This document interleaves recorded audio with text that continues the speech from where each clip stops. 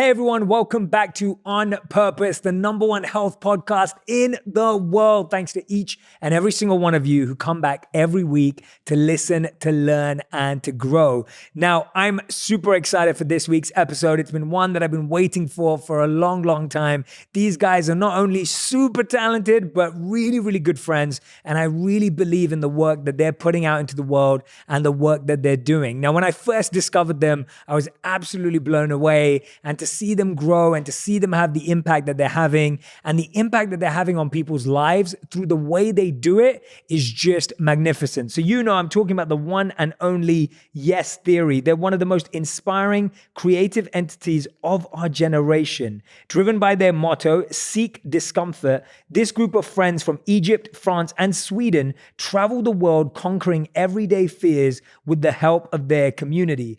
Always choosing love over fear, which I absolutely love.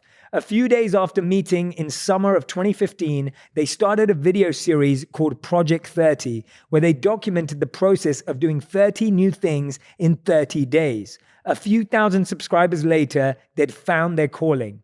Now, best known for their YouTube channel, Yes Theory is based in Venice Beach, California. They continue to produce unique, adventurous, and inspiring content, consistently putting in over 20 million views per month and more, from tackling insecurities like asking strangers for favors to bungee jumping out of a helicopter with Will Smith into the Grand Canyon. Yes Theory is on a mission to inspire, empower, and unify a community of people committed to reaching their full potential by seeking discomfort. Welcome to the show, Matt, Thomas, and Ammar in spirit. Yeah. Guys, it's good to have you here, man. So good to be here, Jay. Thank you for having us. You guys are so epic. Like literally, like the stuff you put out is just, I'm like, I wish I was part of the crew, Like that's how I feel. Like you're welcome anytime. Yeah. Really? Yeah. We should take Jay on something. Do you have a big fear that you've been trying to conquer? I would love to figure that out with you. Like that would be fun to figure out, like, what is my real fear? Because I feel like half the time, I don't think when you start breaking down a lot of fears, and I don't think this is true, but you can start thinking like, oh, I have no fears. And that's not true. I think we all have fears. I think I have fears that I don't even know about. So one day we need to do a brainstorm on what my fear is. And then we need to go and figure it out. Totally. And the biggest thing is just finding the fears that you feel like limit you, right? And sometimes it's the image or perception that you have of yourself. And so, Matt recently tried to land a backflip, and it wasn't about the backflip. It was about how not being able to do it made him feel. Yes. And just realizing, I mean, you can probably explain this better than I can, but yeah, well, the backflip didn't go so well. Still working on it. I'd be scared of trying to backflip. Yeah. So these are the scars from the backflip a couple of weeks ago. Yeah. No way. Yeah, but like Thomas said, the whole point is to achieve freedom ultimately, and a lot of people will dismiss fears that they have, thinking that it's either too dangerous or unnecessary. But in our opinion, whatever constructs that you've built for yourself and whatever fears that may seem small are the most important, because those small fears that you overcome allow you to overcome the bigger fears. Yeah. And that's the goal. Yeah, absolutely. Yeah. Now that you've told me that they came from backflips, like, I don't think I can afford to do that. Yeah, it's tough, but I think you're gonna end up. It's just a matter of time. Mm-hmm. I think he tried to do it in 3 days, and the people who he was doing it with these professional parkour artists who were like, it took me 2 months to do this, and so he put a very slim timeline on it, and he also had a genuine fear of it. So I think with time, you'll achieve it. Parkour is something I've always wanted to be good at, man. It looks so fun watching it. Yeah, it looks cool. But it's hard. But do you always, when you take on a challenge, do you do it until you can do it? Or is it just the trying that's important? Like you said, he's going to get there. Yeah. But is it about getting there and getting the result? Or is it just about, hey, I tried, I got some bruises on my face and I gave it a go? Which one's important? A line I love is, the beauty is in the attempt. And John Wooden, the coach for the UCLA basketball team, I think it was UCLA, defined success as just doing your best, leaving it all on the court. And for us, that's how we see it as well. There have been many episodes where we've completely failed and we had given it our all and it felt like we had won. And for us, that was the key. And that's kind of how we approach everything. We've gone after things that seemed impossible and went into it, knowing that it likely wouldn't happen, but it was worth a shot.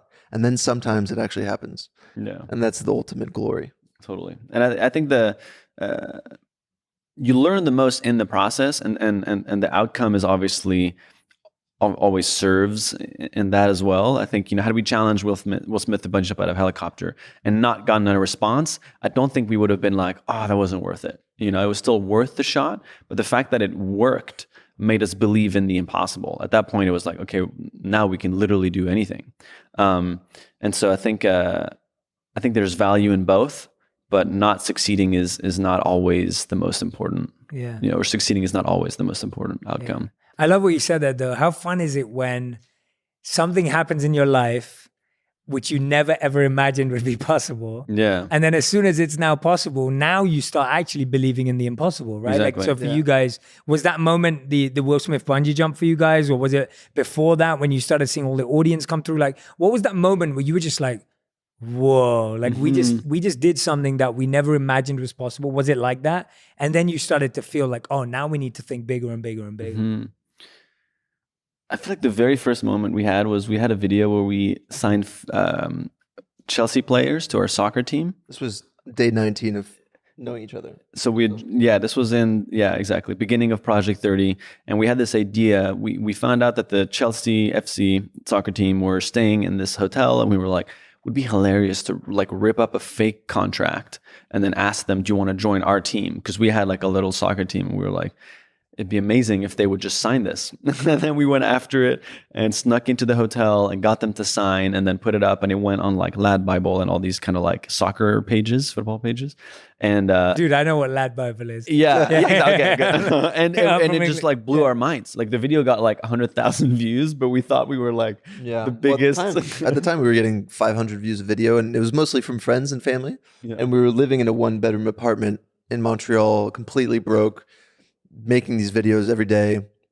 And so when we uploaded that video the night, and then we went to bed, and every morning I would wake up and just check the views, because I like views. I like views. I like views a lot. And I'm gonna make a meme out of that. Yeah. I went to the video, and it had 1,000 views, and we never had 1,000 views ever. So immediately I'm like, this is crazy. And I click refresh, and it went to 3,000 views.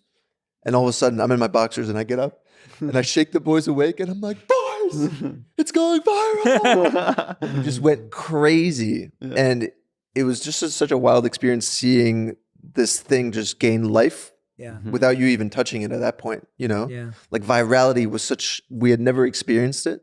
So to see your creation being experienced by so many people was such a fulfilling experience. Like, and then it gave us so much motivation, and it truly made us believe that like we could really bring our content to the world. Do you remember the players that you signed? John Terry and Nemanja Mati. Yeah, I know. I'm a huge soccer fan. So are you at Chelsea? I'm a Manchester United fan, but I know exactly. Oh, I need to watch that video. I don't think I've seen it. It's pretty funny. It's like, I need to watch that one. It was one of the first ones we made, and it kind of made us. It was the first time a video worked beyond our family and friends. And there's just something you learn when that happens. I'm sure you experienced it too. The first time a video just stands out, you're like, whoa, wait, there's people I've never heard of before commenting on this. It's such a weird experience to have. And I think that really, there's been like moments like that throughout time in the past 5 years we've been doing this that just expanded like what we thought was possible, right? Like that was like the very first one. The very first one was just starting and making the first video and clicking upload, and then seeing that. It's like, oh wow, we have a video. It's up on the internet. Wow. And then second, and then third, and then 17th day we do this, and that happens. And then I think just was it 17th or 19th? 19th, maybe, probably 19th. but basically, like it's the powerful thing with that experience is you just challenge what you expect from yourself, and then you can start pushing that and becoming a better filmmaker and becoming more creative. It's been an amazing journey just learning. And you learn as much from the failures as the successes, but there's just something that happens when it does work that makes you just want to push yourself even more and get excited by the challenge of filmmaking and creation and understanding how the internet functions, and also creating a piece that people really connect with is exciting, because then you're like, oh, we really hit people with this one. Like people were excited to watch this. Yeah. So Absolutely. I remember when I felt that when you guys fooled the world, and I was seeing it everywhere. And then when I saw you guys did it, it was the Justin Bieber burrito thing. And I was just like, I couldn't believe it. I was so impressed because I think I already was in touch with you guys then. Yeah. I think we were already communicating. Yeah, we were. And then I remember seeing it and I was just like, oh, no way. Like, no way did they do that. So, no, you guys are genius. Like, it's not easy. Anyone who's, the way you guys do, the way you guys think about your ideas, the way you make videos, the way you build it up, the way it goes, I mean, it's genius, man. It's really strong. Thank you. I want to hear about both of your personal journeys of personal growth before Project 30 and Yes Theory. Like, I want to know, what was it in your own life that brought you to make this content? Because let's this could have very easily just been fun content, prank content. It could just be like that, but it's not. It's about seeking discomfort. There's a message. Like, you all believe that there's a rule behind your work, that it has to be centered around meaning and it has to have impact, right? It's not just, oh, let's just make some fun videos that get views. So tell me about your lives independently before Project 30 that already had that kind of mindset. Yeah. Either of you. Yeah, well, I was never really into entrepreneurship or filmmaking or any of that as a kid. I was more just into adventure with friends. And the one memory that I remember was every summer I would go to France, where I'm half French, half American. So in the summer I would go to France and my friends would stay back in the States. And while I was in France, I would come up with a list of like 20 fun ideas that my friends and I could do when we get back, whether it was like going bungee jumping or going on this road trip 3 hours away. And I would write the list and I would remember sending it to my friends and them kind of not wanting to do it and just kind of wanting to hang out in our town. And I remember how frustrating that felt to want to go to all these places and do all these things and not have people really align with it. And so I ended up in high school and my first year of college. And I love these people, but it was mostly people who wanted to kind of stay in one place and party a lot and have a good time. And I kind of got stuck in that environment, the party, like the constantly partying. And then when I was 19, after my first year in college, I went on a trip with my family to Russia. And while we were in Russia, I read Richard Branson's autobiography, Losing My Virginity. And I remember reading it, and when he was 17, Richard Branson started his first ever company. It was a student magazine. And he built it up over 3 years to be the biggest magazine for teenagers in all of the UK. And the way he described it, working with his friends in the basement, grinding every day on phone calls, like trying to convince advertisers to pay money, and how eventually after a year, he got his first advertiser, and then it grew and grew and grew. And the excitement of that was so much more thrilling than what I was doing. And I became obsessed. Like, I needed to start a company somehow. And so when I got home after the summer, when I got back to college, I kind of just quit partying. I just didn't want to go out anymore. And I just bought every entrepreneurial book that I could and just dissected everything that these guys and women were doing. And over the next 3 years in college, I tried to start several businesses with different partners. And the first few didn't really work out. But then the last one that I did was a clothing company where we would partner up with street artists from around the world, and we would give back to the homeless in their cities. And that project ended up being my biggest one at the time, and it got the attention of my university. We had a lot of students who were ambassadors. And Thomas was a student at the university, and his class did a marketing consulting thing on my company. And it was him and 3 other students who consulted for me for a semester. And I met him the first day that I met him. They had this like pitch ready for my clothing company. But the one thing that actually stuck out was a story that he told me about sneaking into a big concert like that he loved, of this artist that he loved. And his storytelling instantly captured me. And he had a small YouTube channel at the time. And I instantly went after the meeting to check out the YouTube channel. And I was just so enthralled because he was actually the first person that I'd met that had that same obsession with creating something and sacrificing everything else for it. I'd never met anyone that was willing to grind 24/7 to make something happen. And so we connected pretty much instantly. And after he told me all of his story, it was just like, yeah, let's do something together. And actually, I'll let you explain your story. That's amazing, man. Thanks for sharing that. I hope I hope everyone who's listening and watching can just hear themselves in that experience, because I think everything you just said, there's so much of it that we can all relate to, whether you're just lost in the partying world, or whether you feel you're wasting time, or whether you feel like maybe your current friends don't want the adventure life that you want, or, you know, all of those thoughts, but showing that when you're seeking it, you find it, you know, you find and connect with the people. So yeah, let's hear yours. Totally. No, that's super interesting. I didn't even know about that story of your, Really? of your friends. Yeah, I didn't know that. Way to whip it out. Podcast, you find out. Yeah, that's really great. For me, it was kind of interesting. I grew up in a family where my dad and all my uncles were all entrepreneurs. So my grandfather had moved from Sweden to France for a job at Tetra Pak, and when he was 50, he got fired.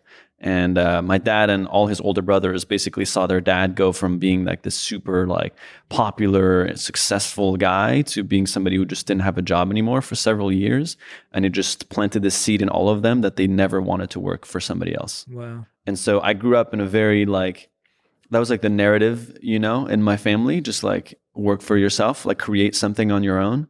And I never knew really what I wanted to do. Like growing up as a teenager in France, I was like, okay, well, you know, figure that out eventually, I guess.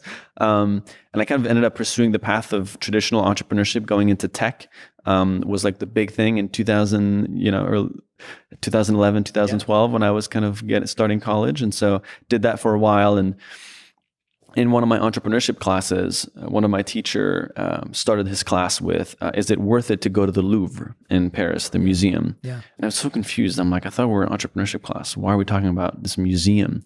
And his eventual point was that when you go to a museum far away and you put yourself in an environment that's so different from anything you've experienced before, you kind of transcend your previous perception of reality to some extent, right? Like it's not just about going to see the Mona Lisa, it's about the smell, it's about the people that you run into, it's about the restaurant or the cafe you were at right before. It's about taking a plane and stepping off and being somewhere completely different. All of these emotions and experiences kind of expand your brain, and you make new connections, right? And maybe, you know, you think you thought you were going to see the Mona Lisa, but it's actually the thing right behind it that you were, you know, blown away by. And that's the beauty of doing something where you get out of your comfort zone. And it can actually be an amazing tool for creativity, for fulfillment, for adventure. It just felt like an unlimited amount of positive things can happen with that. And I was kind of sitting in that class, and it just really struck with me. I feel like everybody walked out of that class and just moved on. And I was like, I have to talk to the teacher more. This just blew my mind. Like I had never really realized that you can consciously seek to get out of your comfort zone to gain value. And so it just kind of like planted a seed in my mind. And like 8 months later, I was making these videos, and initially it was like comedy skits, which were like fine and fun to make about like my experience in college. But I just wanted more purpose. And I wanted something that could also give me purpose in the journey. Not just like, okay, these skits are great, but I want something where like more grounded in reality. And so that was around the time I met Matt, and he showed me this show on MTV called The Buried Life, which was about these 4 guys crossing off 100 things they've off their bucket list and helping somebody else do the same. And immediately it just connected. Like we were blown away. And I just felt so inspired by this concept. And they had actually stopped making episodes anymore.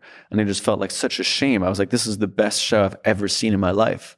And so around that time, kind of ended up simmering. Matt and I were brainstorming a lot of ideas on like, what could we do? And then the idea of doing 30 things that we had never done before in 30 days and making a video about it every single day came up.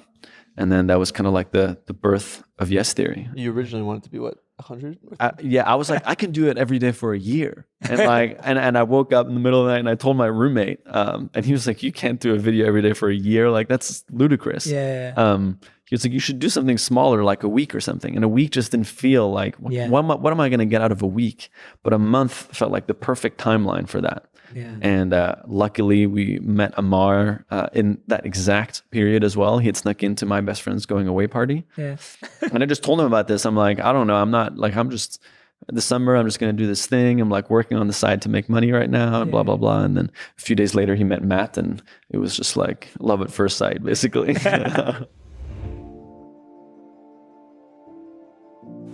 One saying we've all heard so many times has to be, 2 steps forward, 1 step back. To me, I see it as you're still making progress, but there are obstacles that are slowing you down. I believe this applies so much to our health. Many people are sure to only eat organic, high quality, high nutritious foods. But when you ask them if their home cleaning products are safe, most would say, I don't know, or I think so. Again, you don't know what you don't know, and that's why I love sharing what Grove Collaborative is committed to. Many of the all-purpose cleaners you used growing up are full of harmful chemicals that have been linked to everything from respiratory problems to cancer. You don't need toxins to have a clean home, and that's where Grove Collaborative comes in. They understand that living healthy is more than just eating right. It's about ridding potentially harmful chemicals wherever you can, from the soaps and the detergents you use to their cloth you use to wash your face. Grove Collaborative is an online marketplace that delivers all natural home, beauty, and personal care products directly to your door. Every product they sell is guaranteed to be healthy, effective, eco-friendly, and affordable. Take the guesswork out of what products you should have in your home and go visit their site. Me and my wife love receiving products from them and notice that our home is just as clean, if not better. You won't regret it, and it may actually save your health and your families too. Let's stop taking 2 steps forward and 1 step back when it comes to our health. We now know what to and who to go for. Join over 2 million households who have trusted Grove Collaborative to make their homes happier and healthier. For a limited time, when my listeners go to grove.co/J, you will get a free 5-piece cleaning set from Mrs. Myers and Grove in crisp scents like mint or rose, a $30 value. Go to grove.co/J to get this exclusive spring cleaning offer, grove.co/J. Now, this is something many men usually deal with alone behind closed doors and can never speak about in public. Can you guess what it is? I can't hear your guesses, but I'm sure none of you said skincare. Most guys just feel like splashing cold water on their faces in the morning and before bed is just enough. We tend to believe having a skincare practice is potentially only for someone else. Now, I'm not most guys, and I'm grateful to have great skin, but now I see and understand the value of protecting your skin. If you want to look as good as possible for as long as possible, you need to address your skincare routine now. With anything, prevention is much better than finding a cure. If you want to prevent having bad skin that's damaged, Lumen is here to help. Lumen's mission is simple: to help give men the amazing skin they deserve through high-quality, expert-created products delivered right to your door. All of their products are formulated specifically for men's skin and made to target skin issues with maximum efficacy using top-notch ingredients like charcoal, green tea extract, and vitamin C. I love that you can choose from different skin concerns and they come up with the best management system just for you. Some of you know I've been trying their ultra hydrating moisturizing balm for some time now, and I have to say there isn't a day that goes by that I don't look forward to using it. It's just changed the vibrancy of my skin and also its health. It's something that my wife notices that I know it works. Recently started using their anti-fatigue eye patch. I love them because if I ever look too tired from looking at my phone or laptop all day because of meetings, I can simply take a few minutes to apply them and instantly I appear much more fresh and it really comes across. You deserve to look and feel your best, and here's where you start. Go to lumenskin.com/purpose to get a 1-month free trial of everything you need to start your skincare journey at home. That's lumenskin.com/purpose to get your first month free. lumenskin.com/purpose. I love it, man. That's amazing. Yeah, it's good to hear those stories because I think, I just love the fact that you guys found each other because that seems like such a big thing that you all share this fascination with trying out new things, new experiences. And you have this message, which is, if you want something, ask for it, right? Yeah. Like if you don't ask for something you don't know, tell me about how you became so convinced about that message or where that originated from. Because I think we're living in a world where people forget trying things that you guys try. We're just scared of asking for things on an everyday basis. Yeah. Even if it's simple things, right? Even if it's like really normal everyday things, we struggle. Tell us where that came from. Great question. I'd actually love to know what you think. Why do you think people are afraid of asking? I think people are afraid of asking because they think it shows their flaws or it shows their weaknesses. Because if you ask someone for something, it makes it look like you're weak and you're in need and you now have flaws that if they say no, then you now think they're going to think that you're not worth anything or that you've lost value. We generally, I'm just thinking of examples like people get scared to ask for what they deserve in a relationship because they don't want to make the other person feel like they have the power to give or not give them something. Or people feel afraid to ask for, they're having an issue with their building or someone in their life and they feel scared to ask for what they're worth because they're scared again. I think we're scared of giving away power. We think somehow that when we're asking, we're giving the other person the power because they're getting the power to say yes or no. It's almost like we've given them the power already. Yeah. We've handed over our power to other people. And these people get to decide who we are and what we do. And maybe it comes from childhood, from parents just being very stern. I don't know. But it's almost like having a taste of, like the first time you do it, it's so nerve-wracking, whether it's discomfort or asking for something that makes you feel uncomfortable. And then all of a sudden gradually it opens up this kind of freeing environment within yourself where you're like, oh, that didn't turn out so bad. Like I asked that person for help and they were so willing to help me. And then I asked that person, to share my post and they did it right away. And then all of a sudden, not only do you ask for help when you need it, but you're so much more empathetic and you're so much more willing to help other people. And then it becomes this cycle of you helping others and others helping you. And that's how, growth in general happens. Yeah. Otherwise, you're just stuck alone and you're helping nobody and you're not being helped and you just kind of stall. Yeah. It also creates, it attracts the people, it's a great filter too, right? Because like somebody who's going to help you is open-minded and empathetic and kind, most likely. But it also if I was never sharing what I wanted to do, you and I would never have connected. And if you were never sharing what you wanted to do, we never would have found that middle ground. And same with Ammar. And I think that the beautiful thing is we weren't afraid to ask each other for help in different areas. It's kind of like, I think one of our friends, Ben Nemton, who actually is on the show Buried Life, says that you're drastically more likely to actually make something happen if you write it down. And you're even more likely to make it happen if you have an accountability buddy. So somebody who holds you accountable or who can potentially help you, because now you're making it real, right? Like so many people in the back of their minds think I'll run a marathon one day, maybe, but if you start to take the steps towards it and tell people you're going to do it, immediately now it's real. So it's very easy to get stalled and never have anything happen. But I really like the way you mentioned it too, about in relationships, asking for what we want. It's so important. Yeah. And I think we struggle to ask for stuff because we also haven't invested enough to ask. In the sense of even when you guys are doing a trick on the Chelsea football players, you've still invested in making a contract. Like you've got into that place. Whereas if you just walked in and walked up to them and said, hey, do you want to sign for my club? And there was no contract, you hadn't planned it out. Right. They probably wouldn't have agreed, or there would have been no video. It would have been just some silly prank video. But it's when you've created a scenario, and similarly in our lives, like if you've invested in a relationship with someone or you've put some time and energy into it, you then feel that you're able to ask. And I think that's why we struggle to ask, because we've not really brought anything to the table. Does that make sense? Yeah. So interesting. Yeah, no, it's cool. I like looking at it for you guys because you guys are doing this on a daily basis. Like the amount of times you've heard the word no, like you're called yes theory, but you probably heard more no's than anyone in the world, I'm guessing, at this stage. Because of what was the biggest no? Like when you tried a new video idea or you tried a concept and it was just nope, this, it's not going that way. Probably Elon. Funny enough. Yeah, we're actually trying to pull off something we're calling Elon Week. Okay. We're going to try our best for an entire week to try and get Elon's attention, to ask him a question. I love it. And we've tried in the past, and he's a very, very difficult man to reach. Yeah.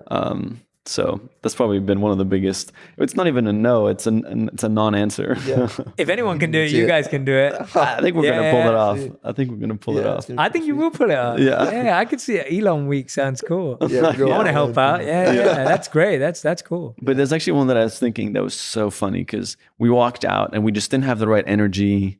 We had this idea of trying to convince a stranger to come shark diving with us. Do you remember that day when we went out? And it was just such a brutal day of like, we walked out and we were already a little tired and not in the best headspace. Because you gotta like, and I'm sure you can relate to this, but like you will pull in the energy that you project. And so if you walk out and you're in a bad mood and you're kind of awkward when you're asking, the reactions you're gonna get back are gonna be terrible. And we were just, people were like roasting us for asking them. And he was just bringing us down and down and down. And we just eventually just after 30 minutes of trying, which usually we try for like hours, after 30 minutes, we just like, let's just drive home. Let's just not even keep going. Like there's no way we're convincing somebody today. And sometimes you just have to accept that that's what it is, right? Like not every single time will work. But we learned something that day, right? That we carried over, and the next time we were better. But and again, it's the filter. We're so thankful for the no's. Because if that person would said a maybe and it was a yes, it just wouldn't have worked. We want the enthusiastic hell yes. Yeah. No questions asked. Like the people that have said yes to us in the past, whether it was going on a first date across the world or going, there's so many. Yeah, there's a lot. Yeah. They've never gone into detail of what the thing includes, whether it's safe, etc. They're like, that sounds amazing. I'm down. And these people have ended up being our friends over the last 5 years. Like they're people we stay in touch with for that reason. It's that spirit that we're looking for in people. Absolutely. Almost like this like childlike excitement and enthusiasm, that's what we live for. Yeah. And what's interesting is we try and make sure they don't know like that we have a YouTube channel and all these things because we want the yes to be as pure as possible from a place of genuine spontaneity and excitement for adventure. And so when we get that, like we've just been so lucky, like you're saying, to meet some incredible people that were open to 2 strangers or 3 strangers on the street walking around asking them for something ludicrous. And then in the end realizing what we love is keeping, because then it all just becomes more and more positive surprises, right? Like what, we're actually flying to this place, and what, like, it's an amazing thing to just watch it unfold in their eyes and reward them for the trust that they had in that moment. I'm often amazed and shocked when I talk to some of my friends who own businesses. They tell me that they're struggling to grow and expand and do not know what to do. My first response is, do you have proper visibility over your financials, HR, inventory, e-commerce, and more? Most tell me no. So at that point, how can they plan to grow their business? I don't think it makes sense. Businesses that do well know all of this, and the truth is, you can too by signing up with NetSuite. Whether you're doing $1 million or hundreds of millions in sales, NetSuite lets you manage every penny with precision. You'll be able to compete with anyone, work from anywhere, and run your whole company right from your phone, which is incredibly useful. Join over 20,000 companies who trust NetSuite to make it happen. They're the world's #1 cloud business system for a reason. NetSuite surveyed hundreds of business leaders and assembled a playbook of the top strategies they're using as America reopens for business. Receive your free guide, 7 actions businesses need to take now, and schedule your free product tour at netsuite.com/J. Get your free guide and schedule your free product tour right now at netsuite.com/J. That's netsuite.com/J. Yeah, that's awesome. One of the things I've been reflecting on, what you guys are both echoing, is just how everyone who's winning more is actually also losing more. So it's like anytime you're getting a yes, you've already heard like 39 no's. Yeah. Right? It's like every time one of those people after hours says yes, that means you've spent hours hearing no's. Yeah. And whatever we're doing in any of our spaces, whether it's trying to get Elon or whether it's trying to make a new video or coming up with a new concept or launching a new podcast like you guys are doing soon, like whatever it is out of all of those things, it's like you've heard no's the whole way. And I think getting used to hearing no is actually such an important skill. Mm-hmm. And it sounds like you guys have really mastered it, because I can't imagine how hard it is. You know, it's so easy for you guys to go on the streets and be like, well, yes, theory, like, you know, like, you know, to try and, but I love the fact that you're not actually getting people to say yes because you have a YouTube channel. They're saying yes because you're getting that pure yes, as you said. I mean, that's awesome. I've loved that. Yeah. That's great to hear that, because I think that's hard for people to understand. What's been the, what have you personally learned from breaking through your fears? Like, which one for you was like, I really got over something, right? Like I really broke through something deep, personal, and intimate for me when we did this thing. That was the one where I realized I learned a lot from it. So what was the fear, or what was the challenge, or what was the discomfort, and what was the lesson you learned from breaking through that individually? And it can't be together if it's I know yours. Mine. Yeah. You can go ahead. For me, probably the most difficult experience that I've had doing this the past 5 years was we went out with Wim Hof Iceman in Poland, and we ended up creating a documentary out of it because the experience was not at all what we were expecting. Like, we thought we were coming out to do the Wim Hof method and learn the basics. And as soon as we got there, he saw us all wearing our Seek Discomfort sweaters. And the first day we're like, let's go cliff jumping in the water. And he's like, okay. And, you know, he's kind of seeing that we're comfortable being in uncomfortable situations. And so he's like, okay, the Wim Hof method is not going to work. Like, this is going to be too easy for you guys. We got to up the stakes. And we're like, what does that mean? And so the next day we wake up and he's just pacing back and forth in the breakfast room. And we're like, what is he? What's going on? And he's like, I don't know if I'm allowed to curse, but he just goes, F the training. We're like, what? We're not going to do any of the training. We're going 10 minutes in ice water. Prepare. You have 30 minutes. Don't eat any breakfast. We're going in 30 minutes. Set your mind. And we're just like, what are you talking about? Like negative 10 degrees outside. Yeah, it's already, there's a snowstorm outside. Typically, if you spend more than 3 minutes in like below freezing ice water, which we were about to do, you can hit hypothermia if you're not careful. Like, there's a lot of risks. Like, there's no medical staff, nothing. We're just like, wait, what? Who has done 10 minutes? And this isn't just like a regular ice bath. This is like a moving body of water. So it actually makes it much more challenging, because when you're in an ice bath, there's like after a few minutes, there's like a very thin coat of warm water that builds around your body. But here it's impossible. Like, you're freezing the entire time. And I put my toes in the water and I was immediately like, I need to get out. Like, within 10 seconds, I thought it was over for me. But we walked in all together, ended up doing this, like saying yes to like, okay, let's do the 10 minutes. Let's try it. In my mind, I was like, I'm going to last 2 minutes, 3 minutes. And I'd never been in so much pain, physical pain, in my whole life. And I definitely do not recommend for anyone to try this at home. But I think having these guys around, and then having Wim there, and he saw that I was the one struggling the most, like pushing me and encouraging me. And then in the end, ending up breaking the 10-minute mark and then running back up to the sauna. And it took me a whole hour to like get back to normal temperature. Yeah.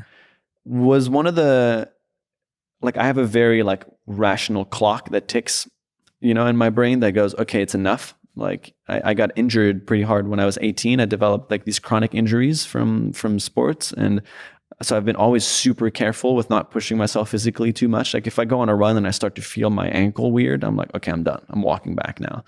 And this was like, within a minute, I thought it was over. And, so I didn't only push what I thought my physical ability was, but also my own perception of when I'm supposed to stop.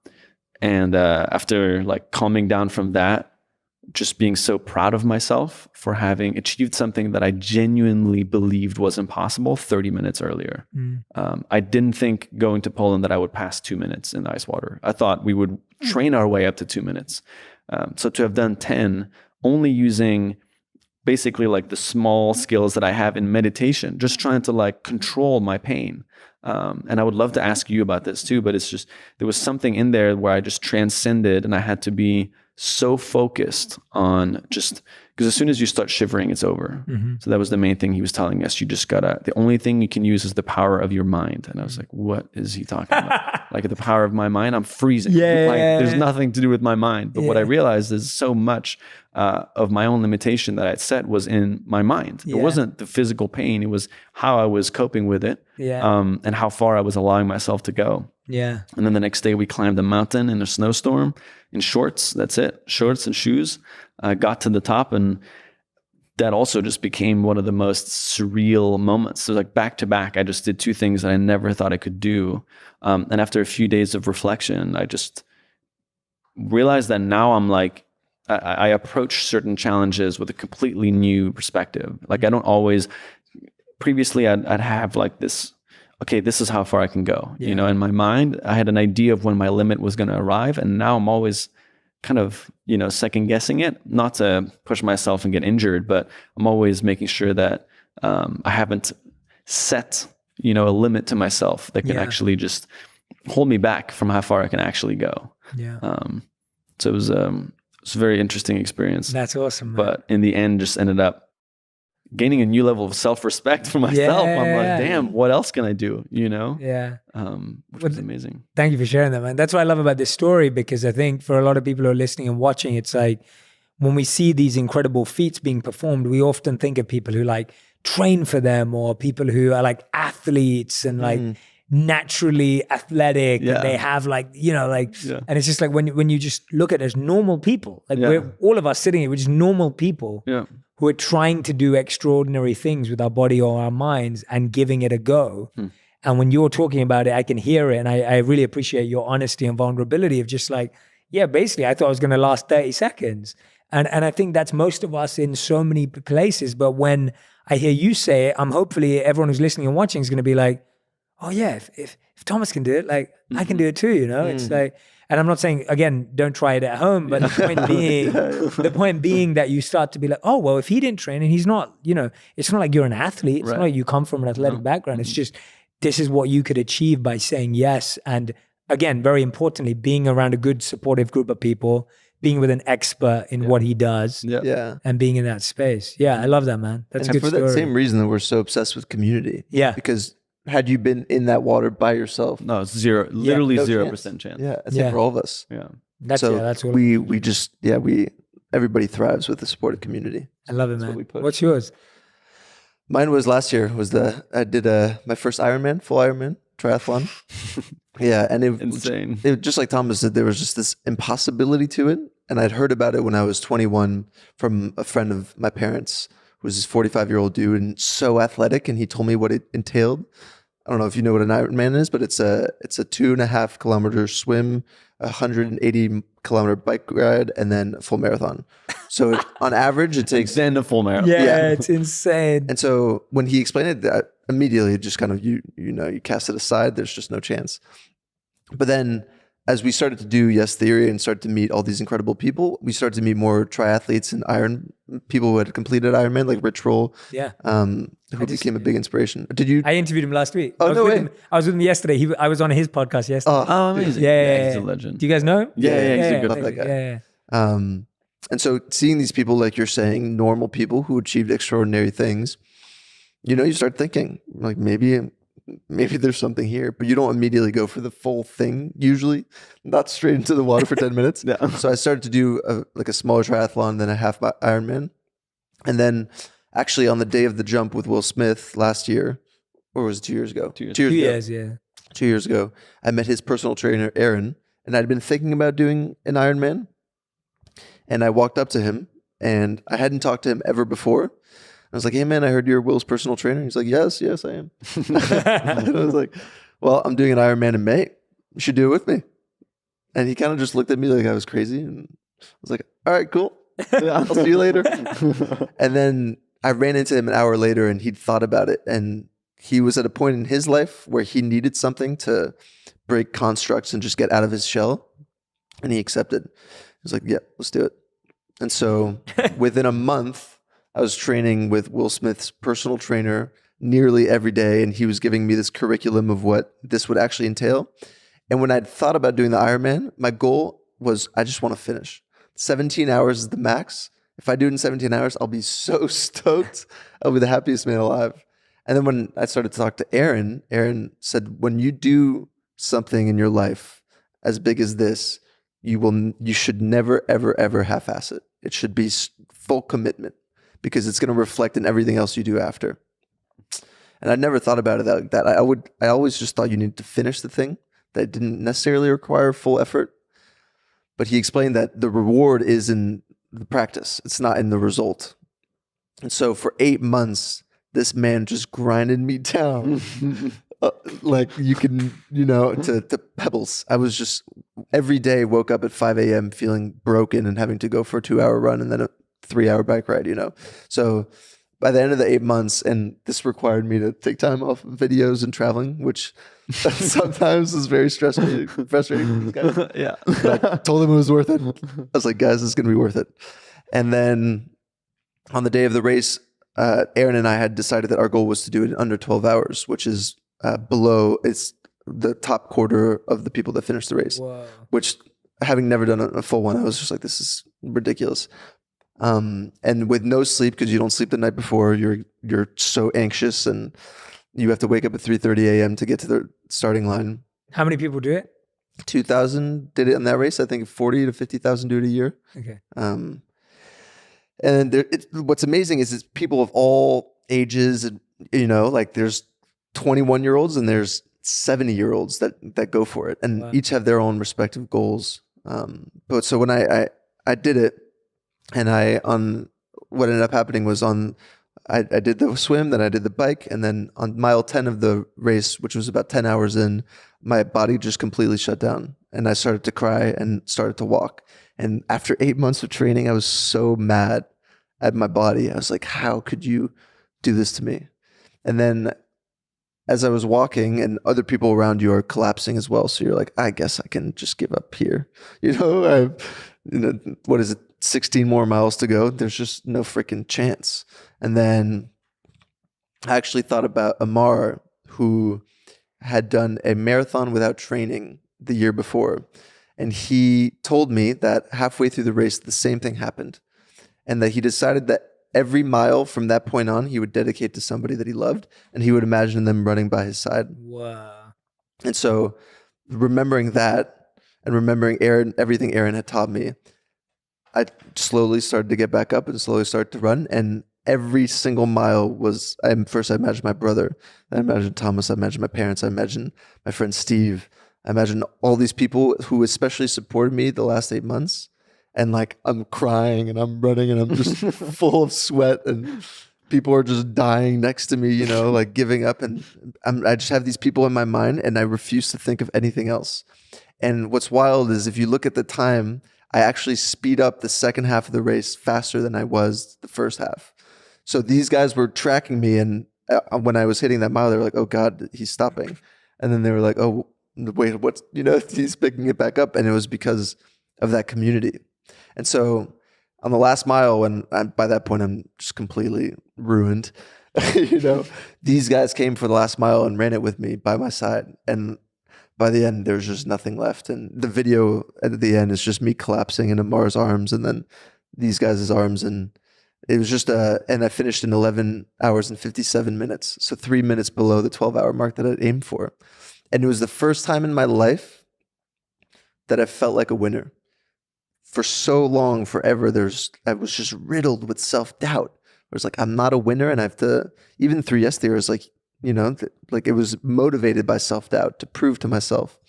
But it was me. Like I had to prove this was just me. And yes, with the support of the community, but it's all in my mind.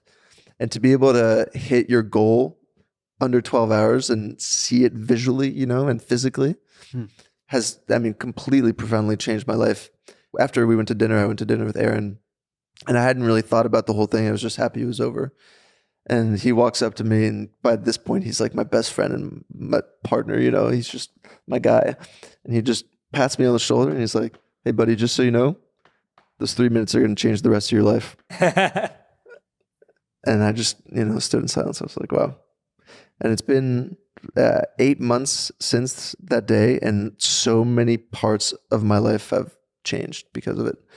So many things I thought were impossible have changed, whether it was with relationships or goals that I had, or even something like approaching a backflip that I never, there's just small things and big things, because I finally was able to prove to myself that I could win.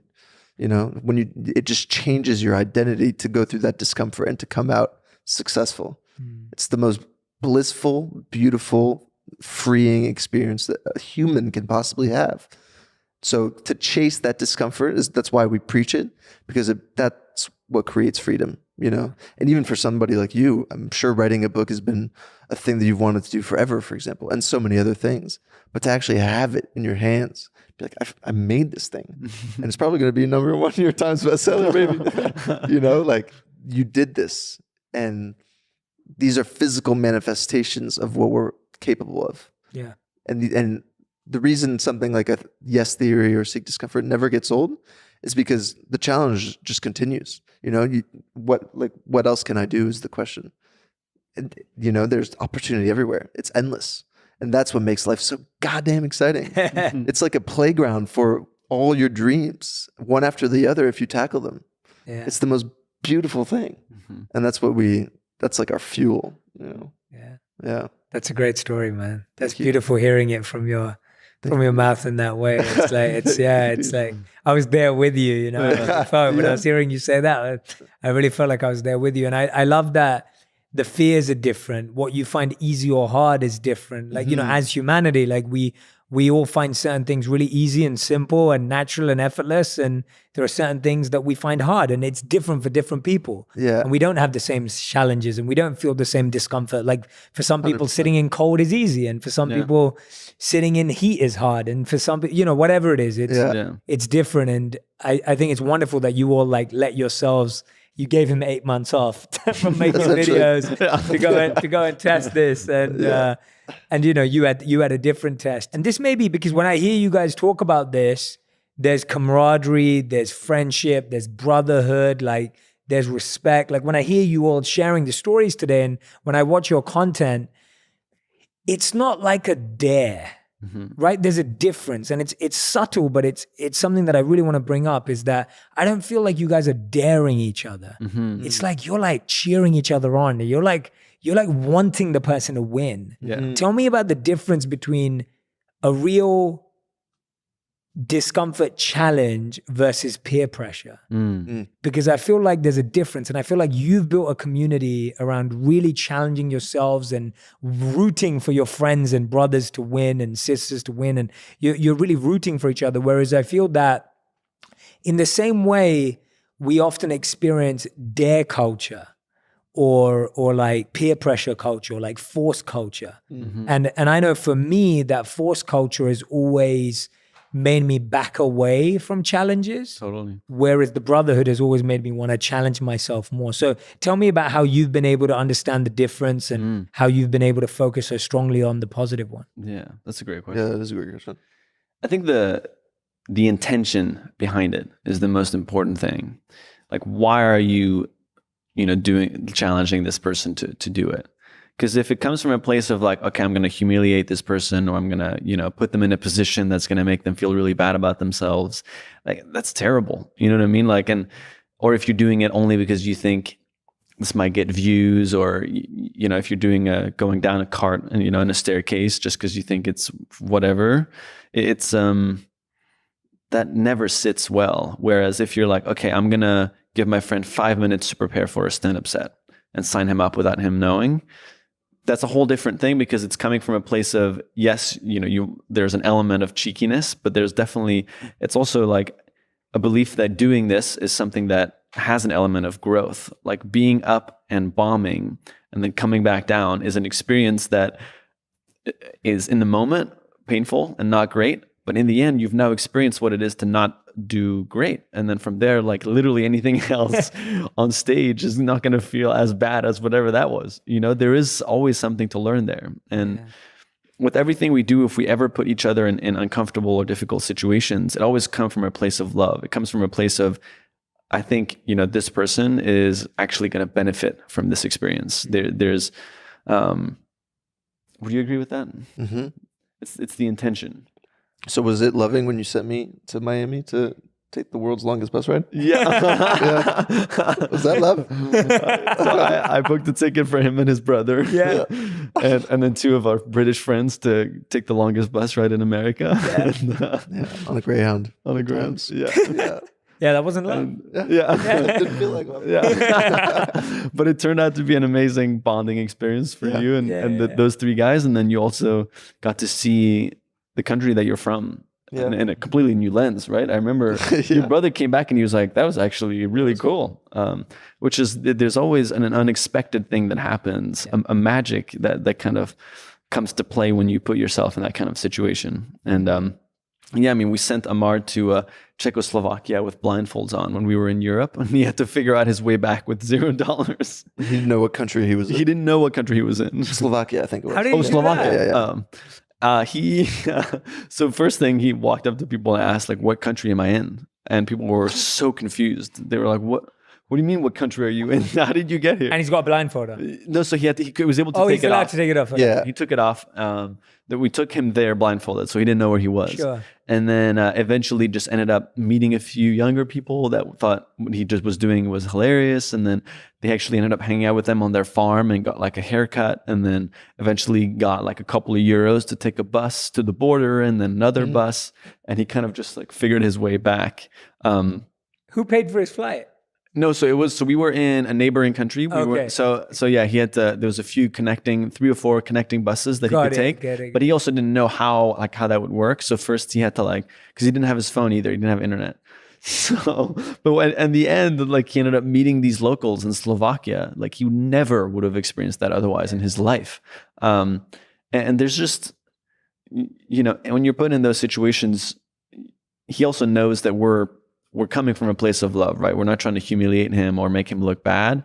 We're trying to put him in a situation where he just gets an extremely authentic travel experience and like a survival challenge to be like, now I know that if I'm in a country where I don't speak the language, I don't even know where I am, I can get back to where I came from, which is also a very humbling experience to have. So that's always what it is. Yeah.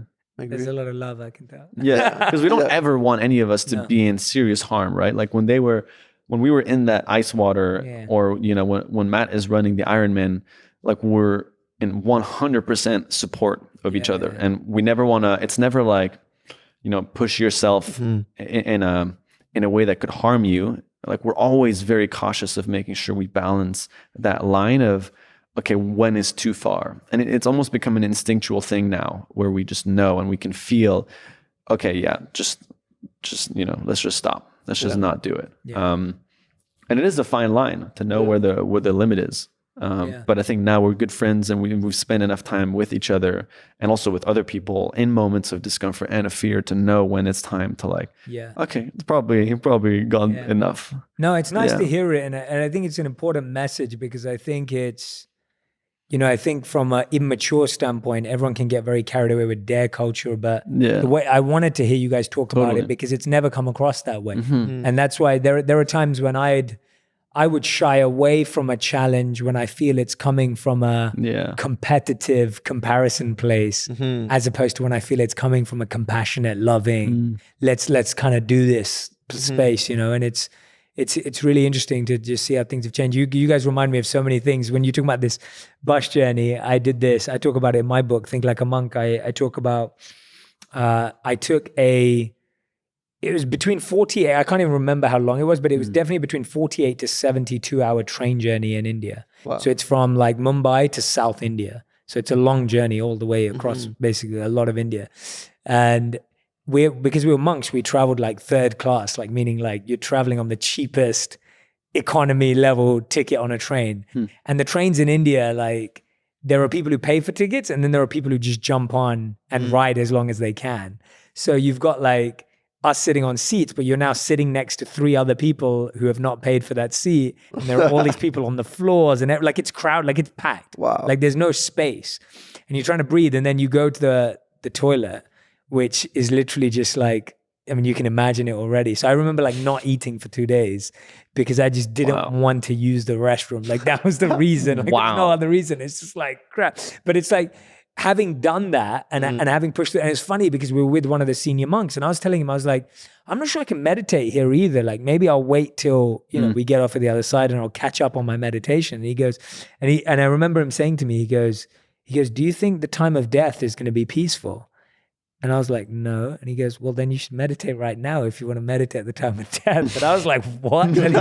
He was just like, you can't wait for peace to meditate. Like you should, if you can meditate in this, then you'll be able to meditate anywhere. Wow. And it was just, you know, it was like a really forceful lesson of like, oh yeah, that's what meditation's for, right? Like not waiting for peace, but find peace within chaos. And so, yeah, anyway, we'll have to do a separate one where I get to share some stories. Did you have what was the most challenging experience you had when you were a monk? Was there a moment where you like really pushed past your limit, but you didn't think you were going to be able to do it? Yeah, loads. I mean, there's stuff like, you know, when you're meditating for 8 hours at a time, that's really hard because, and it's almost more, it starts off physically hard because it's sitting in the same place, right? For 8 hours. It's dealing with the fact that there might be a mosquito biting you. It might be really hot outside, right? The sun in India is really hot. The times are changing around you. You've got ants everywhere. You know, you've got all these things going on. So it starts off being like a physical pain. And then it's almost like when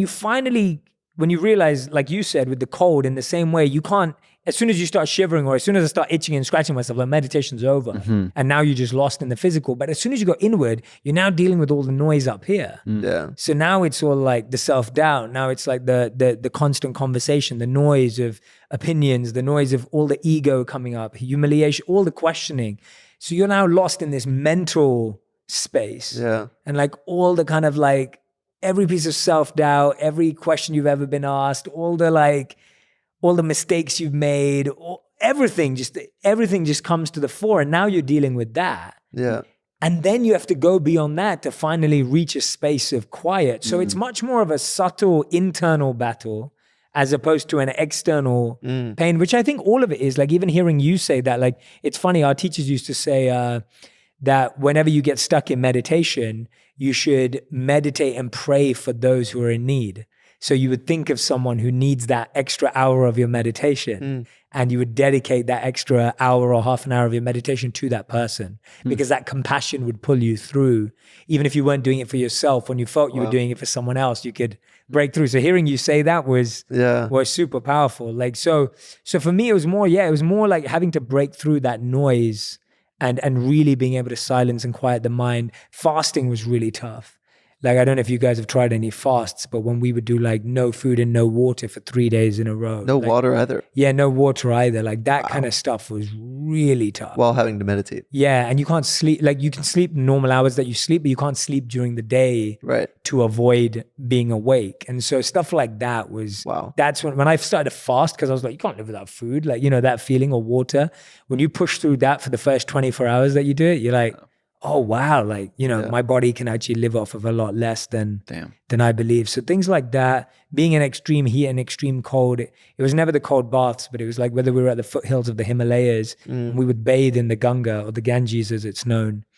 And up there it's freezing. Like, you know, it's just, it's not nearly at the source of where it comes from. So yeah, those kind of experience, similar to yours, but not in the same, you know, for us, it was spiritually motivated from the point of view of there was some spiritual purification. It was all about cleansing and purifying the mind and breaking the doubts that we have in the mind. So similar to the way you guys are saying it, but do you ever, this is kind of a weird question, but do you ever miss that focus? Like, do you ever, because now you're doing so much, you have all these things happening, you live in Los Angeles, which is probably the noisiest city in the entire world for all these things happening. It's the polar opposite of what you were doing before. Do you ever miss that kind of environment? So I feel like I'm applying the same mindset that I applied there to what I'm doing now. And that's why I feel like I'm still thinking like a monk. And I feel like you guys are too, because all I'm doing is, the noise is different. The challenge is different, but the mindset needed is the same, right? It's like taking that same mindset of how do we not get distracted in the noise? How do you not get carried away? How do you not get lost in what's happening here? So I feel like I'm using that toolkit, and I have to constantly sharpen that toolkit and get better at it. But I kind of love being challenged the same way as what you said. Like, it's a different challenge. It's a new challenge. And now the challenge is far more mental and subtle and almost less gross and physical. But it's still there. And I enjoy that. I think I thrive off of that as well. It's just that the challenge is not as tangible anymore. For Like, sure. it's not necessarily breakthroughing a number of days or a number of minutes, but it's like breaking through like your ego, which is really hard and painful to look at. Yeah. It's a tough one. So it's that kind of, it's that kind of challenge. So no, I feel, oh, sorry, man. I just feel like, I feel like it's a different challenge. Yeah. Do I miss, I go back and stay with the monks again every year. So I still do that every December and January. Me and my wife go back and we spend 2 to 3 weeks meditating again for long amounts of time and with the monks and everything. So I kind of get to relive it. And I feel like the challenges I have now make me more grateful for those experiences. Yeah. So, yeah. Yeah. It's amazing. You have more experience with that stuff than all of Los Angeles, actually. Yeah. And so do you with everything you've done. Okay, that's good. I can talk to you guys for hours. I know you guys have got to leave soon. So I feel like we need to do a part 2 as well. Yeah, that would be This has great. been amazing. Oh, yeah. Like, I have learned so much from you guys. I already respected you guys like up here, and now my respect for you guys has just gone through the roof. Like, I already was in love with you guys, and now I'm like more in love with you guys. And it's like you're special, man. Like, I love what you guys are doing. Like, and I love how genuine, sincere, and deep you guys are about it. Like, I think that's what I love about it the most. That your intention is so good, and that's why so many people are in love with you guys. We picked out this fan comment and appreciation. I'm sure you get tons of these, but we picked this out because I wanted to share it with you. So these guys were one of the main reasons I overcame depression and anxiety a few months ago. I suppose my story relates most to what Thomas was saying at the end, that yes theory is not about quitting your job or dropping everything, but just about making time to do things that take you out of your comfort zone. I mean, how does it feel when you hear people breaking through like depression and anxiety? And I'm sure you've had, all sorts of feedback. Like, how does that feel when you hear that? Relatable, because we struggled with both of those things a lot. And the reason we're so obsessed with the message is because it's been a path for us as well. So I see myself in a message like that completely, When we first met, we were anxious messes trying to figure out life, and we still struggle with anxiety, and obviously meditation helps, being around people like you helps, and discomfort helps. And that's why a person like that not only benefits from, the content and watching us, but from the community that they create around themselves. And the only reason we've been able to do what we do and grow as people is because of, our community. So it's every single time it's just like, damn, that's me too. Yeah. I'm, we're in this together, baby. Yeah, absolutely. Yeah. And it's an amazing byproduct of what it is that we're creating. And we're so grateful that we're making videos that can touch people in that way. Because as Matt said, like, anxiety has been something we've struggled with, and Ammar struggled with depression. So to be able to give people something that gets them out of that headspace, or at least makes them realize that it's possible, is the most rewarding part of everything that we do. And do you feel that your service is also your antidote to that depression and anxiety? Absolutely. Like, do you feel like what you're doing is what helps you get through it? Or what are you guys using to, apart from meditation or being around the right people, what else are you guys doing to get through that yourself? I think other than the classic, exercise, therapy, all that. Which is all important stuff. Yeah. Much needed. Yeah, I feel like if people don't have a great morning routine based around, for us, it is Matt got me into meditation and exercise, and then, weekly therapy, and then just journaling as well. All of these basic things seem quite simple, and you hear them everywhere, but there's a reason why everyone says they're beneficial, right? It's because it actually does make a difference.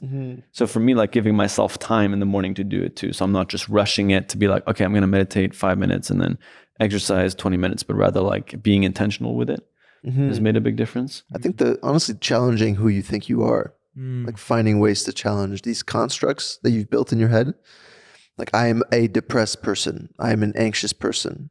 No, you're not, but you're doing all these things that reinforce that story. So how do you shift that story? And honestly, doing extreme challenges for yourself you start to question all these things you've told yourself your whole life. That's why it's so important to do something in like that really you think. And this is coming really from impossible. someone who is anxious. Yeah. And who's said, I am anxious all the time. Yeah. I'm an anxious person. I used to tell myself that I'm an anxious person.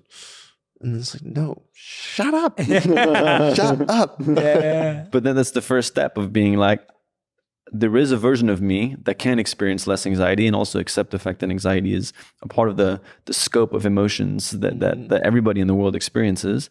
And if, with intention, create the right habits to limit that, then you can actually end up on the other side feeling much more fulfilled and calm and grateful every single day. Yeah.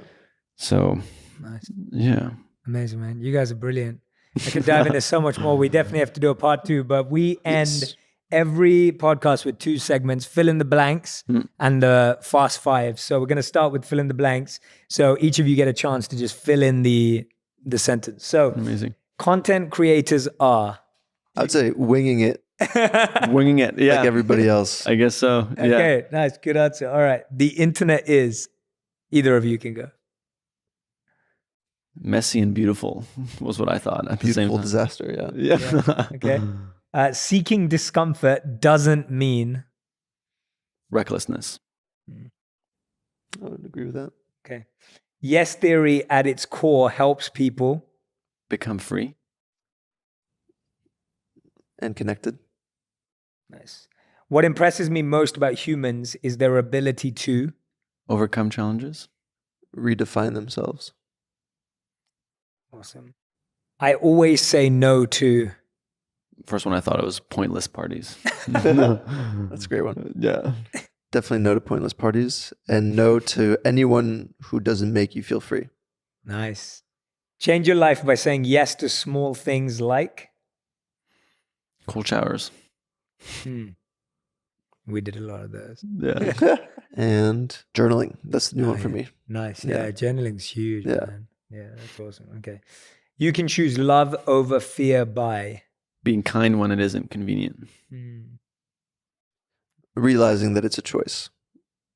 Nice. Amazing. That was good, guys. Fill in the blanks. Okay. These are your fast 5. So these are fast 5, rapid fire, quick fire answers. Okay. Okay. The last kind thing you've done for a stranger. I'm guessing you guys do loads. There was a homeless guy sitting on the side of the street, and I wasn't going to stop. I biked past him, and then his cart fell on the side of the road. I was just like, and my instinct was I'm too busy. I got to go do my thing. And then I turned around and I asked him if he needed help, and he was like, yes, please. Like immediately he was like, thank you. He couldn't lift it himself. Wow. So I just helped him get up, and then I saw he was walking to Subway, so I just offered to buy him the dinner, and he was just super grateful, and I came seconds away from just talking my way out of it, but very glad that I did. Awesome, bro. Matt? Yeah. Our most recent thing that we did as a group was renovating in a lady's house her backyard, that we met because someone said that she was the kindest person that they'd met. So that felt really good. Is that video out yet? Yeah. Oh, nice. Okay. I need to check that out. Okay. We'll get everyone to watch that. What have you been chasing in your life that you no longer pursue? What's been something that you've been like chasing that you now realize you're not chasing anymore? Matt, your face. At least something that I'm trying to pursue less is too much weight on approval of others, but trying to always check myself. Am I doing this for myself in a place of growth, or am I doing it because I want somebody else to think that I'm something that I'm not? Yeah. I'm trying to pursue less of catastrophizing. It's not the end of the world if certain things don't go right sometimes. Yeah, for sure. Yeah. All right, cool. As an anxious man, I can relate. The third one, the one video you'd love my audience to watch and why. One of your videos that you'd love my audience to go check out after listening to this interview. I think the 2 that we mentioned, Iron Man and the Wim Hof documentary. Yeah, those are great. Yeah, we're very proud of those. Great. All right, guys. Make sure you go check those out. I say. Question number 4. If you could create a law for everyone in the world to follow, what would it be? That's an amazing question. I got it from my good friend Drama. You know Drama? Yeah. Yeah. So he asked me a similar question. So Nice. we adapted it. I would say like doing a random act of kindness on a weekly basis, like getting out of your way to help a complete stranger or maybe someone in your family or friend, without them needing to ask you for help, just offering it, or trying to, get one step ahead and seeing that you can offer a hand. Nice. Yeah. That's a good one. To tell someone something you're afraid of. Interesting. Wow. Genuinely afraid of. Yeah. That's a unique one for sure. Nice. All right. Fifth and final question. What was your biggest lesson personally from the last 12 months? The biggest lesson you've learned in the last 12 months? For me, it's perspective. I've been thinking about it a lot especially the past few weeks. Just I'm in control of how I see a situation, and I can be extremely upset or, feel defeated from a failure, or I can decide to see it as a learning lesson.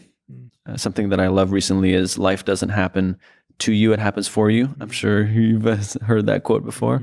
Good one. And just having that perspective, and always reminding myself of that has been such a life-changing lesson. I think the lesson for me is, and I think you both, because you've been in longer relationships than I have, especially you, Jay. But the advice somebody recently gave me is when you're especially starting to see someone that you're interested in, that it's never supposed to feel hard, that it should actually feel, whether it's a friend or somebody you're dating, it should feel very easy. Yeah. And very open. And I think I've always had this common misconception that it's supposed to be this difficult romantic struggle or whatever.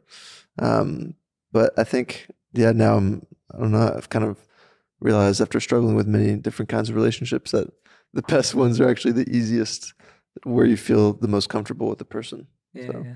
I love it, guys. That's Yes Theory, everyone. You guys are amazing. Matt and Tom, thank you. Cheers, dude. Thank Thanks you for doing this, man. Appreciate you guys it. you guys are brilliant. And I hope that today's allowed people to see the depths of your minds and just how much you're both dedicated to this process. Like you guys are really living it, and that's the best part about it. You guys are genuinely testing yourselves. You can see how much growth and learning's happening in those minds and through the lives that you're living. And I'm so excited for you to be friends for decades. Absolutely. Because I feel like, we're all so lucky that we're meeting each other now. Yeah. And I feel like one day we're going to look back when we're like 70 years old, Yeah, 8 years old, and we're going to look back at like all the stuff we used to say and all the stuff we used to do. And it's going to be fun to be able to live that life together, it's going to be exciting. I'm so grateful to know you guys right now. And I'm just so excited to see what you do. I'm excited for your podcast. Yeah. That's about to launch. Tell us a bit about that, and tell us a bit about why people should listen to it and where people can find it, and absolutely why you started one. I'm excited. It's finally an opportunity for us to go deeper. And in the videos, you can't always really understand how an experience became powerful and what we actually learned from it. And so it's an opportunity for us to bring in some of the most I guess it's an opportunity for us to bring in some of the most exciting people that we've met along the way that have truly changed our lives, and dive deep into what we've learned and how you can apply it into your own life. So obviously your podcast is very targeted, is very oriented towards self-improvement. And at the core of our message, that's what, we definitely align on that. Yeah. And so what we want to do is just give people opportunity to really dive deep into the topic of discomfort and into self-improvement, to then just be able to grow and as a community and as individuals. Amazing. What's the podcast called? It's called the Yes Theory Podcast. Easy. Super Nice. simple. Is there anything you want to say about the when? It's launching. Do we have the exact date? So it's launching early April. Okay, so by the time this is out, people will know that it will already be out. So if you're listening to this, it's already out. Yeah. Go and find it. It's an opportunity to dive deep into discomfort and hopefully get some incredibly insightful conversations. Amazing, man. Yeah, go follow these guys across Instagram. Follow them on YouTube. Of course, subscribe if you haven't already. Go check out the podcast. Highly recommend everything they put out. Thank you, bro. And just so grateful to have you guys on. Thank you so much, man. Appreciate it. Read your book. Yeah, I'm excited to get it to you guys. Yes. Yeah. Thank you, man. Congratulations on that. Thank you so much, man. This was awesome. Of course. Thanks everyone Thank for you. listening. Make sure you share on Instagram the biggest takeaways from Matt and Thomas and Ammar in spirit.